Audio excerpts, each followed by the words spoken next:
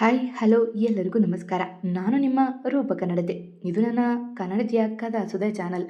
ವಸಿಷ್ಠನ ಈ ಕತೆ ನಿಮಗೆ ಇಷ್ಟ ಆಗ್ತಿದ್ರೆ ಪ್ಲೀಸ್ ಬೇರೆಯವ್ರಿಗೂ ಶೇರ್ ಮಾಡಿ, ಲೈಕ್ ಮಾಡಿ, ಕಮೆಂಟ್ ಮಾಡೋದನ್ನ ಮರಿಬೇಡಿ ಆಯಿತಾ. ಮಾಂಗಲ್ಯದಿಂದ ನಂಟಾದರೂ ಭಾಗ 73. ಕಮಾನ್ ಮೈ ಬಾಯ್ ಎಂದರು ವಸಿಷ್ಠ. ನಿಟ್ಟುಸಿರು ಹೊರದು ಬಿದವ ಬ್ಯಾಟ್ ಹಿಡಿದು ತಯಾರಾದ.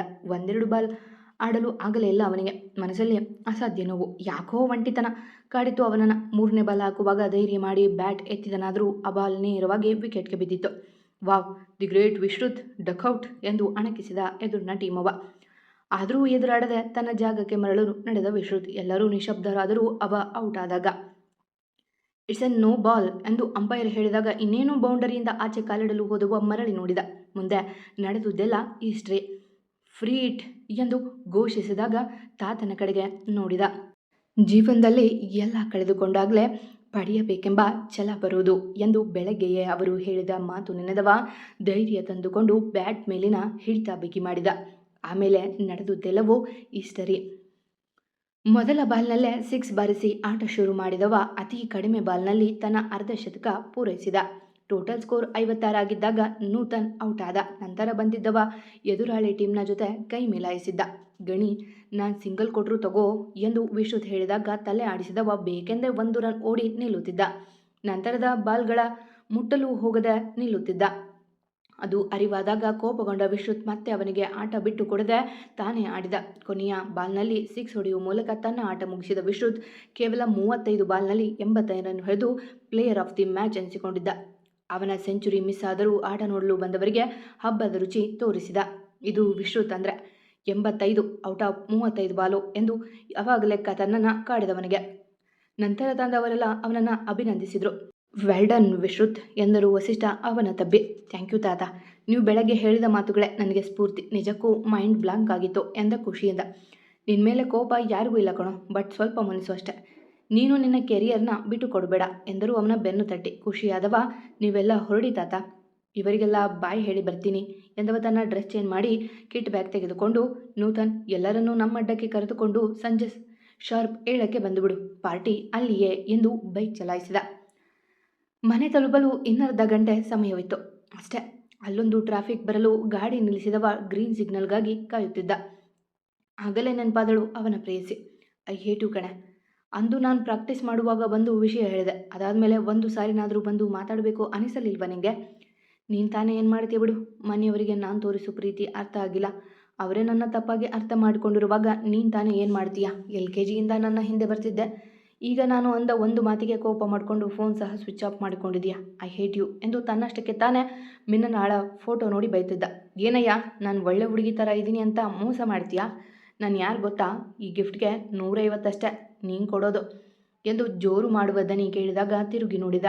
ಅವನ ಮನದರಿಸಿ, ಎಲ್ಲ ಇವಳು ಇಲ್ಲೇ ಇದ್ದಾಳಾ ಎಂದವ ಬೈಕ್ ನಿಲ್ಲಿಸಲು ನೋಡಿದಾಗ ಸಿಗ್ನಲ್ ಬಿಟ್ಟಿತ್ತು. ತಡ ಮಾಡದೆ ಸಿಗ್ನಲ್ ದಾಟಿ ಬೈಕ್ ನಿಲ್ಲಿಸಿ ಬರುವಷ್ಟರಲ್ಲಿ ರಸ್ತೆ ಬದೆ ಇರಲಿಲ್ಲ ಆಕೆ. ಅಣ್ಣ, ಈಗಷ್ಟೇ ನಿಮ್ಮ ಜೊತೆ ಜಗಳ ಮಾಡ್ತಿದ್ಲಲ್ಲ, ಆ ಹುಡುಗಿಯಲ್ಲಿ ಎಂದ ಅವರ ನೋಡಿ. ಗೊತ್ತಿಲ್ಲಪ್ಪ, 50 ರೂಪಾಯಿಗೆ ಚೌಕಾಸೆ ಮಾಡಿ ತಗೊಂಡೇ ಹೋದ್ಲು ಎಂದವರು ಮತ್ತಲ್ಲಿ ನಿಲ್ಲದೆ ಅವರು ತೋರಿದ ದಾರಿಯಲ್ಲಿ ಓಡಿದ. ಸಿಗಲಿಲ್ಲ ಅವಳು. ಅಪ್ಪನಿಗೆ ಟ್ರಾನ್ಸ್ಫರ್ ಆಗಿದೆ, ಹಾಗೆ ಹೀಗೆ ಅಂತ ಹೇಳಿ ಇಲ್ಲೇ ಇದೆಯಾ ನಿನ್ನಜ್ಜಿ? ಅಂದರೆ ಮ್ಯಾಚ್ ನೋಡೋದಕ್ಕೂ ಬಂದಿದ್ಯಾ? ಇದೇ ಕಣೆ ನಿಂಗೆ ಎಂದವ ತನ್ನ ಫೋನ್ ತೆಗೆದು ಯಾರಿಗೋ ಫೋನ್ ಮಾಡಿದವ. ಮೋಹನ್ ಸರ್, ನನಗೆ ಈ ಹುಡುಗಿ ಅಡ್ರೆಸ್ ಬೇಕು, ಇವಾಗ ಎಲ್ಲಿದ್ದಾರೆ ಹೇಳೋಕ್ಕಾಗುತ್ತಾ ಎಂದ ಫೋಟೋ ಕಳುಹಿಸಿ.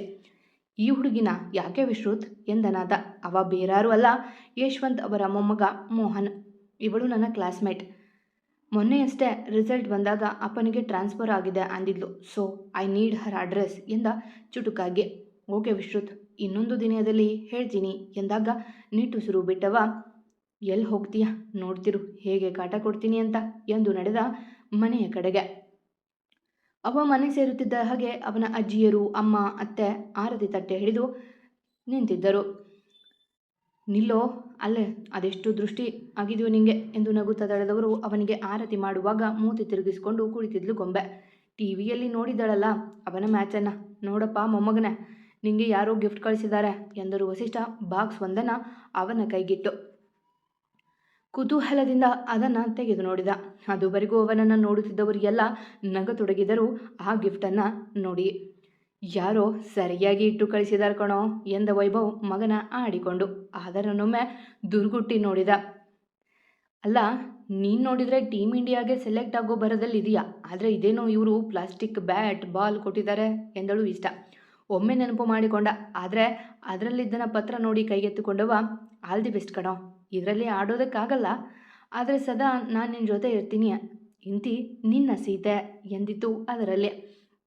ತಕ್ಷಣ ನೆನಪಾದ್ಲು ಮಿಲನ. ಹೌದು, ಫುಟ್ಪಾತಲ್ಲಿ 150 ರೂಪಾಯಿಗೆ ಚೌಕಾಸಿ ಮಾಡಿದ್ದು ಕೇಳಿಸಿಕೊಂಡಿದ್ನಲ್ಲ. ನಗು ಬರಳಿತು ಮುಖದಲ್ಲಿ. ಯಾಕೋ ನಗ್ತಿದೀಯಾ, ಯಾರದು ಎಂದಳು ನಿಧಿ ಪತ್ರ ತೆಗೆದುಕೊಳ್ಳಲು ನೋಡಿದಾಗ. ಕಸಿದುಕೊಂಡವ. ನನ್ನ ಫ್ರೆಂಡ್ಸ್ ಎಂದ ಅದನ್ನು ಮುಚ್ಚಿಟ್ಟುಕೊಂಡು. ಹೌದೌದು, ಹುಡುಗ ಫ್ರೆಂಡ್ ಅಲ್ವಾ ಚಿಂಟು, ಹೆಸರು ಮಿಲನ್ ಅಂತ ಅಲ್ವಾ ಎಂದರು ವಸಿಷ್ಠ ಅವನ ನೋಡಿ. ಕಣ್ಣು ಸುಂಕುಚಿಸಿ ಅವರನ್ನೇ ನೋಡಿದ. ಯಾರ ತಾತ ಅದು ಎಂದಳು ಗೊಂಬೆ. ಅದೇಕೋ ಮಿಲನ ಎಂಬ ಹೆಸರು ಕೇಳಿದ್ದೆ, ನೆನಪಾಗಿದ್ದೆ ಮಿಲನ. ಸೀತೆ ಅಂತಿದೆ ಅಲ್ವಾ ಮಾವ ಅದರಲ್ಲಿ ಎಂದಳು ನಿಧಿ. ಆಗಲೇ ನೋಡಿದ್ದಳಲ್ಲ. ಹೌದಾ, ಮೇ ಬಿ ತಪ್ಪಾಗಿರಬೇಕು ಎಂದಾಗ ಮೇಲೆದ್ದ ವಿಶ್ರುತ್. ಅವಳು ಮಿಲನ ಅಂತ ನನ್ನ ಫ್ರೆಂಡು. ನಾನು ರಾಮನ ವೇಷ ಹಾಕಿದಾಗ ನನ್ನ ಜೊತೆ ಸೀತಾ ವೇಷ ಹಾಕಿದವಳು ಎಂದವ ತನ್ನ ಬ್ಯಾಗ್ ಎತ್ತಿಕೊಂಡು. ಸಂಜೆ ಫ್ರೆಂಡ್ಸ್ ಜೊತೆ ಪಾರ್ಟಿ ಇದೆ, ಸ್ವಲ್ಪ ರೆಸ್ಟ್ ಮಾಡ್ತೀನಿ ಎಂದ ತಂಗಿ ಎತ್ತ ನೋಡಿ. ಅವಳು ಅವನ ನೋಡದೆ ಮೊಗ ತಿರುಗಿಸಿ ನಿಂತಳು. ತಾತ ವಿಶ್ ಕಾಲ್ ಮಾಡಿದರೆ ಹೇಳಿ ಎಂದು ನಡೆದಳು ಗೊಂಬೆ ರೂಮಿಗೆ. ಅವನ ಜೊತೆ ಮಾತನಾಡಿಲ್ಲ ಅವಳು ಇಷ್ಟು ದಿನವಾದರೂ. ಆದರೆ ಅವನು ಫೋನ್ ಮಾಡಿದಾಗ ಅವನ ಮುಖ ನೋಡುವುದಕ್ಕಾಗಿ ಕಾದುರುತ್ತಿದ್ಲು. ಏ ಸೀತೆ, ಇಷ್ಟೊಂದು ಆ್ಯಟಿಟ್ಯೂಡಾ? ಅದು ನನಗೆ ಇದೆ ಕಣೆ ನಿಂಗೆ ಎಂದವ ಅವಳ ಫೋಟೋ ನೋಡುತ್ತಿರಲು. ಅವನ ಬೆಡ್ ಮೇಲೆ ಮತ್ತೊಂದು ಬಾಕ್ಸ್ ಇತ್ತು. ಕುತೂಹಲದಿ ತೆಗೆದು ನೋಡಿದ. ಮಿಸ್ ಮಾಡ್ಕೊ ನನ್ನ ಎಂದಿತ್ತು ಅದರ ಮೇಲೆ. ಒಳಗೆ ಒಂದು ಕ್ಯಾಪ್, ಹೆಲ್ಮೆಟ್, ಶೂ ಇದ್ದವು. ಅದು ತಮಾಷೆಗೆ ಗುಗ್ಗು, ಇದು ರಿಯಲ್. ನೀನು ಆಡಬೇಕಾದ್ರೆ ಇದನ್ನೇ ಹಾಕೋ. ನೀನು ನನ್ನ ನೋಡಿದೆ ಅಂತಾನೆ ನಾನು ತಪ್ಪಿಸ್ಕೊಂಡಿದ್ದು. ಸಾಧ್ಯ ಆದರೆ ಹುಡುಕು, ಇಲ್ಲ 3 ವರ್ಷಗಳ ನಂತರ ಭೇಟಿಯಾಗೋಣ ಎಂದಿತ್ತು ಪತ್ರದಲ್ಲಿ. ನನಗೆ ಚಾಲೆಂಜಾ ಎಂದು ನಕ್ಕವ ಬಟ್ಟೆ ಬದಲಾಯಿಸಿ ಉಳಿದ. ದಿನವೆಲ್ಲ ನಡೆದಿದ್ದು ಕಣ್ಣ ಮುಂದೆ ಓಡಿದಾಗ ಕೊನೆಗೆ ಉಳಿದಿದ್ದು ಆ ಮುದ್ದು ಮಗುವೆ. ಅಂದಿನ ಬೆಳಗ್ಗೆ ಎಲ್ಲರೂ ಗಡಿಬಿಡಿಯಲ್ಲಿ ಓಡಾಡುತ್ತಿದ್ರು. ವಸಿಷ್ಠ ಅವರ ಮನೆಯಲ್ಲಿ ಹಬ್ಬದ ವಾತಾವರಣವಿತ್ತು. ಕಾರಣ ಅಂದು ಎಲ್ಲರ ತೊರೆದು ಓದಲು ಹೋಗಿದ್ದ ವಿಶೇಷ್ ಭಾರತಕ್ಕೆ ಮರಳಿ ಬರುವನಿದ್ದ.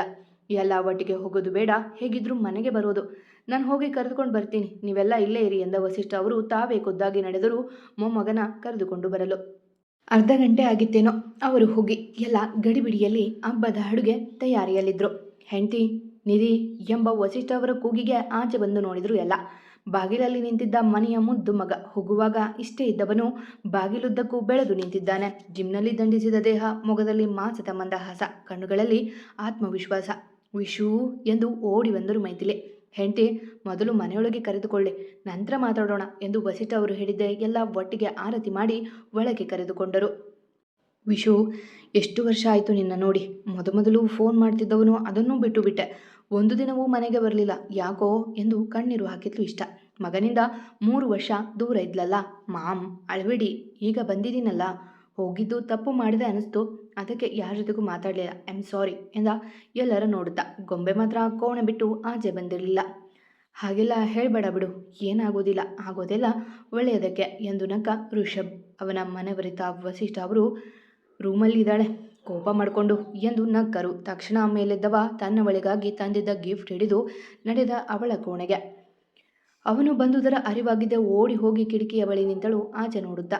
ಅವನ ನೋಡಲು ಕಣ್ಣುಗಳು ತವಣಿಸುತ್ತಿದ್ದರೂ ಕಷ್ಟದಿ ತಡೆದಿದ್ಲು. ಗೊಂಬೆ ಎಂದ ಬಾಗಿಲಲ್ಲೇ ನಿಂತುಕೊಂಡು. ಅವನ ದನಿಯಲ್ಲೇ ಅದೇ ಪ್ರೀತಿ, ಎಂದಿಗೂ ಮಾಸಿಲ್ಲ ಅದು. ಆದರೂ ಅವನ ನೋಡದೆ ನಿಂತಳು ಸುಮ್ಮನೆ. ಈಗಲೂ ಕೋಪ ಹೋಗಿಲ್ವೇನೆ ನಿನಗೆ? ನೋಡು, ನಿನ್ನ ವಿಷು ಬಂದಿದ್ದೀನಿ ಎಂದ ಅವಳ ಬಳಿ ಬಂದು. ಆದರೂ ನೋಡಲಿಲ್ಲ ಅವಳು. ಯಾಕೆ ಗೊಂಬೆ ಇಷ್ಟು ಕೋಪ? ನಿನಗಾಗಿ ಓಡೋಡಿ ಬಂದಿದ್ದೀನಿ ನಾನು. 3 ವರ್ಷ ಅದೆಷ್ಟು ನರಕ ನೋಡಿದ್ದೀನಿ ನನಗೆ ಗೊತ್ತು ಅವನೆಂದಾಗ ಹಿಂತಿರುಗಿ ನೋಡಿದವಳು. ಯಾರು ನೀವು ಎಂದಳು ಸಹಜವಾಗಿ. ಗೊಂಬೆ ಎಂದವ ಕಣ್ತುಂಬಿಕೊಂಡು ಕಂಡಿದ್ದ ಅವನ ಬಳಿ ಓಡಿ ಬಂದವಳು. ಬಿಟ್ಟು ಹೋಗು ಅಂತ ಯಾರೂ ಹೇಳಿದ್ದು ನಿಂಗೆ? ಐ ಹೇಟ್ ಯು ಕಣು, ಹೇಟ್ ಯು ಎಂದು ಅವನ ಎದೆಗೆ ಗುದ್ದುತ್ತಾ ಅಪ್ಪಿಕೊಂಡಳು ಅಳುತ್ತಾ. ಹೌದು, ಆಗ ವಿಶ್ರುತ್ ಆಡಿದ ಮಾತನ್ನು ನಾನು ತಪ್ಪಾಗಿ ತಿಳ್ಕೊಂಡೆ. ಆದರೆ ಆಮೇಲೆ ತಿಳಿಯಿತು ನನಗೆ, ನಿನ್ನಿಂದ ದೂರ ಇರೋದು ಅಷ್ಟು ಸುಲಭ ಅಲ್ಲ ಅಂತ ಎಂದವ ಅವಳನ್ನು ದೂರ ಸರಿಸಿ. ತಗೋ ಎಂದ ಗಿಫ್ಟ್ ಅವಳ ಎದುರಿಗೆ ಹಿಡಿದು. ಅವನೇ ಕೊಡಿಸಿದ್ದ ಅಂದಿನ ಗೊಂಬೆಯ ರೂಪಾಂತರವದು. ಅವಳ ಇಷ್ಟಪಟ್ಟಿದ್ದ ಗೊಂಬೆಯನ್ನು ತುಂಬ ಸುಂದರವಾಗಿ ಚಿತ್ರಿಸಿಕೊಂಡು ಬಂದಿದ್ದನವ. ಥ್ಯಾಂಕ್ ಯು ಕಣೋ, ಬಾ ಆಚೆ ಹೋಗೋಣ ಎಂದು ಅವನ ಕೈ ಹಿಡಿದು ಬಂದಳು. ಎಲ್ಲ ಅಲ್ಲೇ ಇದ್ದರೂ ಖುಷಿಯಿಂದ ಇದ್ದವಳು ತನ್ನಣ್ಣನ ನೋಡಿದಳು. ಅಲ್ಲಿರಲಿಲ್ಲ ಅವ. ನಾನು ಅಣ್ಣನ ಬಳಿ ಸಾರಿ ಕೇಳಬೇಕು ವಿಶು. ನೀನು ದೂರ ಹೋದೆ ಅಂತ ಇಷ್ಟು ದಿನ ಅವನ ಜೊತೆ ಮಾತಾಡದೆ ಅವನನ್ನು ದೂರ ಮಾಡಿದ್ದೆ ಎಂದಳು ಪೆಚ್ಚಾಗಿ. ಯಾರೂ ಏನೂ ಹೇಳಲಿಲ್ಲ.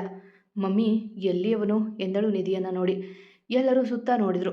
ಇರಲಿಲ್ಲ ಅವನಲ್ಲಿ. ಇಲ್ಲೇ ಇದ್ದ ಕಣೆ, ಎಲ್ಲೋದ ಎಂದು ಹುಡುಕಿದ್ರು ಅವನನ್ನು. ಆದರೆ ಅವ ತಾನು ಆಡುವ ಸ್ಟೇಡಿಯಂನಲ್ಲಿ ಕುಳಿತು ತನ್ನವಳ ನೆನೆಯುತ್ತಿದ್ದ. ಹಲೋ ಸರ್, ಅವಳ ಬಗ್ಗೆ ಏನಾದರೂ ಕ್ಲೂ ಸಿಕ್ತಾ ಎಂದ ಬೇಸರದಿಂದ. ಇಲ್ಲ ಕಣ, ತುಂಬ ಹುಡುಕ್ತಿದ್ದೀನಿ ಎಂದನವ. 3 ವರ್ಷದಿಂದ ಇದನ್ನೇ ಹೇಳ್ತಿದ್ದೀರಾ ಸರ್? ಯಶವಂತ್ ತಾತ ಒಂದೇ ದಿನಕ್ಕೆ ಅಡ್ರೆಸ್ ಕೊಡೋರು ಎಂದು ಕರೆ ತುಂಡರಿಸಿದವ ಅಲ್ಲೇ ಕುಳಿತ ಸಂಜೆವರೆಗೂ. ಅದೇಕೋ ಬೇಸರ ಅವನಿಗೆ. ಎಲ್ಲರ ಪ್ರೀತಿ ಕೈಗೂಡಿದೆ, ಆದರೆ ಅವನದು ಹೊರತುಪಡಿಸಿ. ಸಂಜೆವರೆಗೂ ಯಾರ ಫೋನನ್ನು ಸ್ವೀಕರಿಸಿದವ ರಾತ್ರಿಗೆ ಮನೆಗೆ ಬಂದಿದ್ದ. ಎಲ್ಲರೂ ಮಲಗುವ ವೇಳೆಗೆ. ಎಲ್ಲೋಗಿದ್ದು ನೀನು? ನಾವೆಲ್ಲ ಎಷ್ಟು ಅಂತ ಕಾಯೋದು ಎಂದು ಗದರಿದ ವೈಭವ್. ಸಾರಿ ಡ್ಯಾಡ್ ಎಂದವ ತನ್ನ ಕೋಣೆಯತ್ತ ನಡೆಯುವಾಗ ಅವನ ಬಳಿ ಬಂದ ಗೊಂಬೆ. ಸಾರಿ ಅಣ್ಣ, ಎಷ್ಟು ದಿನ ನಿನಗೆ ನೋವು ಕೊಟ್ಟೆ ಎಂದಳು ಅವನ ಕೈ ಹಿಡಿದು.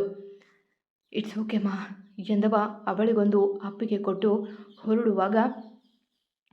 ವಿಶ್ರುತ್, ಯಶವಂತ್ ತಾತ ಬಂದಿದ್ದಾರೆ ನೋಡು ಎಂದರು ವಸಿಷ್ಠ. ಆಗಲೇ ನೋಡಿದ್ದು ಅವ ಸೋಫಾದಲ್ಲಿ ಕುಳಿತಿದ್ದ ಅವರ ಕುಟುಂಬವ. ಯಶವಂತ್ ಅವರಿಗೆ ಒಬ್ಬ ಮಗ, ಅವರಿಗೆ ಒಬ್ಬ ಮಗ, ಒಬ್ಬ ಮಗಳು. ಮೋಹನ್ ಸರ್, ನೀವು ಇಲ್ಲೇ ಇದ್ದೀರಾ ಎಂದ ಆಶ್ಚರ್ಯದಿಂದ. ಹೌದು, ನೀನು ಕೇಳಿದ ಸೀತೆಯ ಅಡ್ರೆಸ್ ಸಿಕ್ತು ಎಂದವ. ಮಿಲನ ಎಂದಾಗ ಅಡುಗೆ ಮನೆಯಿಂದ ಇಣುಕಿದ್ಲು ಮಿಲನ ಆಚೆಗೆ. ಆಶಯದಿಂದ ನಿಂತು ಬಿಟ್ಟನವ.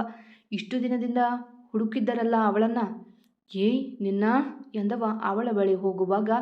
ನೋಡಿ ವಸಿಷ್ಠ, ನಿನ್ನ ಮೊಮ್ಮಗ ನನ್ನ ಮೊಮ್ಮಗಳ ಅಡ್ರೆಸ್ನ ಅವರಣ್ಣನ ಬಳಿಯೇ ಕೇಳಿದ್ದಾನೆ ಎಂದು ತಮಾಷೆ ಮಾಡಿದರು ಯಶವಂತ್. ವಿಶ್ರುತ್ ಆಶ್ಚರ್ಯದಿಂದ ಮೋಹನ್ ಅವರ ನೋಡಲು. ಹೌದು ಕಣೋ, ಯಾವುದೋ ವಿಷಯಕ್ಕಾಗಿ ಜಗಳ ಆಗಿ ಅಪ್ಪ ಟ್ರಾನ್ಸ್ಫರ್ ತೊಗೊಂಡು ದೂರ ಹೋದ್ವಿ. ನೀನು ಅಡ್ರೆಸ್ ಕೇಳಿದಾಗ ವಸಿಷ್ಠ ತಾತನಿಗೆ ಹೇಳಿದೆ.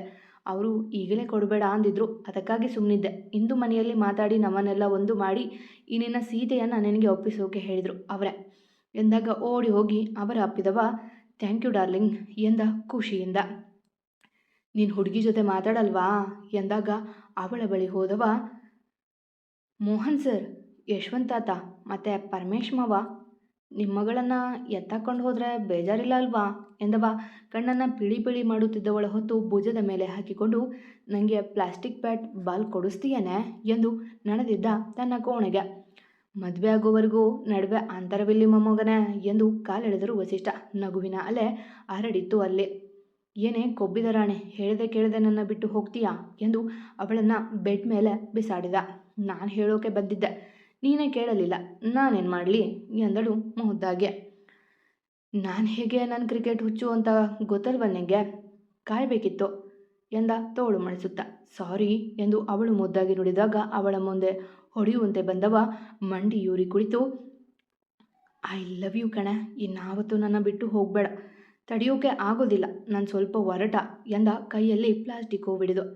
I love you too Vishrut, sorry ಹಾಗೆ ಮಾಡಿದ್ದಕ್ಕೆ. ಇನ್ಮೇಲೆ ಈ ಮುದ್ದು ರಾಮನನ್ನು ಬಿಟ್ಟು ಎಲ್ಲೂ ಹೋಗಲ್ಲ ಎಂದು ಅವನ ತಬ್ಬಿದಳು ಮಿಲನ. ಅಂತೂ ಕೋಪದಲ್ಲಿ ಬೇರಾಗಿದ್ದ 2 ಜೀವಗಳು ಒಂದಾದವು. ಅಂದಿನಿಂದ ಮನೆ ಖುಷಿಯಿಂದ ಇತ್ತು. ವಿಶ್ರುತ್ ಕ್ರಿಕೆಟ್ನಲ್ಲಿ ಹೆಸರು ಮಾಡಿದರೆ ವಿಶ್ ತನ್ನಪ್ಪನ ಬಿಸ್ನೆಸ್ ಕೈಗೆತ್ತಿಕೊಂಡು ಅದರ ಏಳಿಗೆಯಲ್ಲಿ ತೊಡಗಿದ.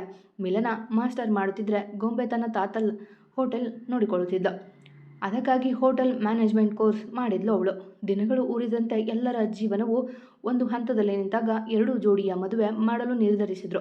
ವಸಿಷ್ಠ ಅವರ ಮದುವೆಯ ದಿನವೇ ಒಳ್ಳೆಯ ದಿನವಾದ್ರಿಂದ ಅಂದು ಮುಹೂರ್ತ ಇಡಿಸಿದ್ರು. ಎಲ್ಲ ಮದುವೆಯ ಕೆಲಸಗಳು ಭರದಿಂದ ಸಾಗಿದ್ವು. ಮುಂದಿನ ಎಪಿಯಲ್ಲಿ ವಸಿಷ್ಠ ಅವರ 60ನೇ ವರ್ಷದ ಮದುವೆ ವಾರ್ಷಿಕೋತ್ಸವದ ಜೊತೆಗೆ 2 ಜೋಡಿಗಳ ಮದುವೆ ಇದೆ. ಎಲ್ಲ ಬಂದ್ಬಿಡಿ ಆಯಿತಾ. ನಾಳೆ ಬರೋದು ಲಾಸ್ಟ್ ಎಪಿಸೋಡ್, ಮಿಸ್ ಮಾಡ್ಕೋಬೇಡಿ, ಚೆನ್ನಾಗಿರುತ್ತೆ. ಮತ್ತೆ ಸಿಗುವ. ಕತೆ ಇಷ್ಟ ಆದರೆ ಕಮೆಂಟ್ ಹಾಕಿ, ಜಾಸ್ತಿ ಇಷ್ಟ ಆದರೆ ಸಬ್ಸ್ಕ್ರೈಬ್ ಆಗಿ. ಎಂದಿನಂತೆ ನಿಮ್ಮ ಪ್ರೀತಿ ಕಮೆಂಟ್ ಪ್ರೋತ್ಸಾಹದ ನಿರೀಕ್ಷೆಯಲ್ಲಿ ನಾನು ನಿಮ್ಮ ರೂಪಕ ನಡತೆ. ಪ್ರೀತಿಯಿಂದ ಕತೆ ಕೇಳಿ ಪ್ರೋತ್ಸಾಹ ಕೊಡ್ತಿರೋ ಪ್ರತಿಯೊಬ್ಬರಿಗೂ ನನ್ನ ತುಂಬು ಹೃದಯದ ಧನ್ಯವಾದಗಳು.